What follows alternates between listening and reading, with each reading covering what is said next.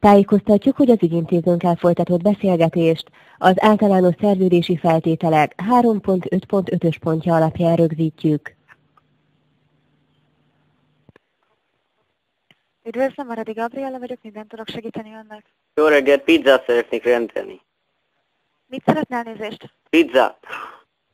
Ez a Vodafone ügyfélszolgálat is. De én pizzát szeretnék rendelni! Akkor legyen szíves, hogy De pizzát. ne szórakozzál, mert én pizzát akarok enni vacsorára. Akkor legyen Jó, ne szíves, szórakozzál, mert én pizzát akarok. Akkor Mondjad, legyen nem szíves, hallottam. hogy telefonszámot fel. De nem hallom, mondja hangosabban. Van a pizzát Vodafonehoz szeret- bármilyen komoly kérdése? Tessék? Van a Vodafonehoz bármilyen komoly Van, kérdése? elnézést. Na, mondhatom? Természetesen hallgatom. Én pizzát szeretnék enni. Értem, akkor rendeljen De nem pizzát. érted, hogy- Tudok segíteni valamiben esetleg? Békönös pizzát. Értem, rendben. Amennyiben nincsen komoly Jó, én kérdése, békönös tartanám a pizzát. vonalat. Köszönöm a hívását. Na, Hallásra. jó reggelt!